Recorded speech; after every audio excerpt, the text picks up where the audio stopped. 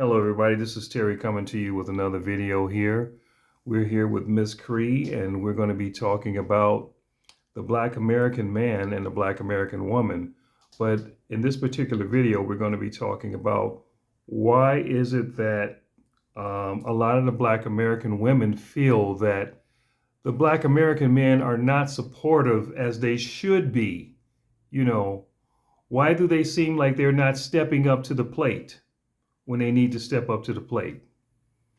Why do they feel like that the Black men are dropping the ball in certain areas?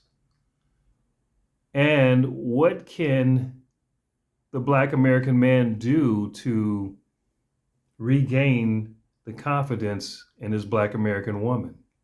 So we got Cree here. She's going to be talking from her perspective of why it seems like, like on social media, you'll see Black American men talking negatively about the Black American woman.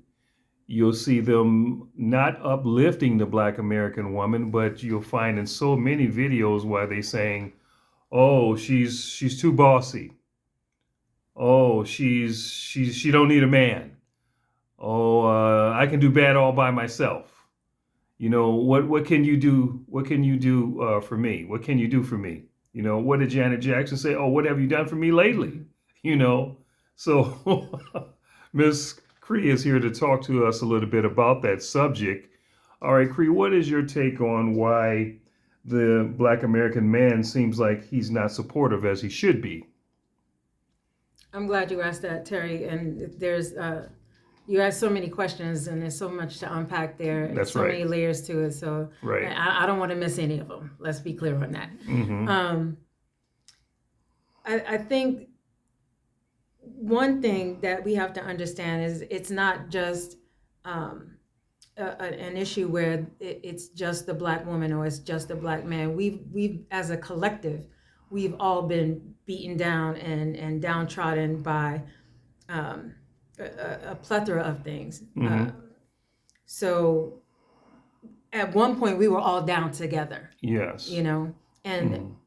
women, Black women have been looking to our Black men for that love and support, and giving that love and support, and it was reciprocated at one point. Mm-hmm. And then it became okay or it became like a prize to win for brothers to have their white trophy wives, Mm-hmm. or Right. maybe they were embarrassed to come home and didn't have the job, but it was society not giving them the job, so they didn't have the money. So when they came home to their starving family, it was embarrassing where the mother or the wife is looking for the support from the husband, rightfully so, to provide for their family, and it wasn't there. So maybe it was shame that made him turn around and go back into the street.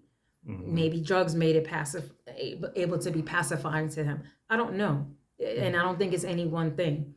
But ultimately, where we are right now today, 2025, it's embarrassing to me. Yes. To see how badly Black women are treated collectively, from, like you said, in music, social media, Esau, white people, every race looks down on the Black woman, and unfortunately, Black men too. When you hear it in our music, when you see it in the street, and unfortunately as well, Black women look down on themselves. Why do you feel that Black women look down upon themselves? Now, can you explain that? I don't even think that they realize when they're dressed so scantily and they're showing their butt and they twerking in the street, how bad it looks from a male perspective looking at it. They don't look at them, oh, that's wifey material. I need to make sure I provide for her, be the best man that I can be for her. Their daughters are not saying, I want to grow up and be just like that, twerking my behind in the street. And Black women some Black women, those who do that, don't realize how terrible it is. How much that it's going, like, who respects that? And then what happens? In about another 10, 20 years, when they grow out of that phase, they look at it and say, that was a terrible thing that I did. I should not have behaved that way. But now it's already too late. The seed is already planted. Mm-hmm. And that's what I was explaining, how it's such a cyclical behavior where the seed gets planted and then the men sow it and the women sow it, and they harvest these things that are so detrimental to the Black community.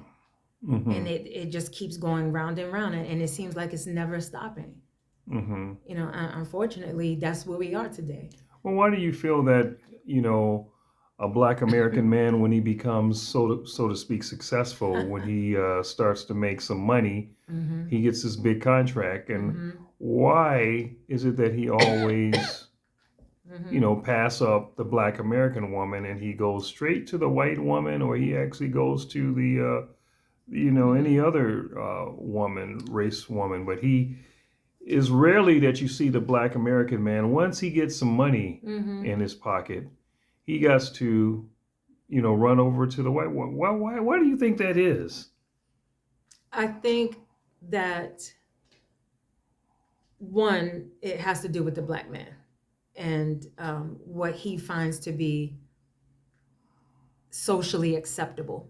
Okay, I think, that's a good point. yeah, I think socially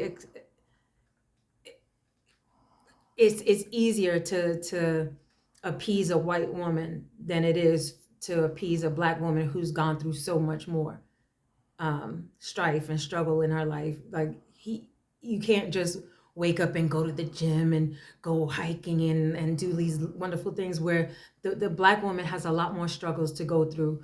And for a Black man to get with a Black woman, he would have to help bring her out of that, or bring her to a point where that struggle is used productively and constructively. And that's, to me, is a lot more work, which then to me reflects on the Black man and his lack of effort.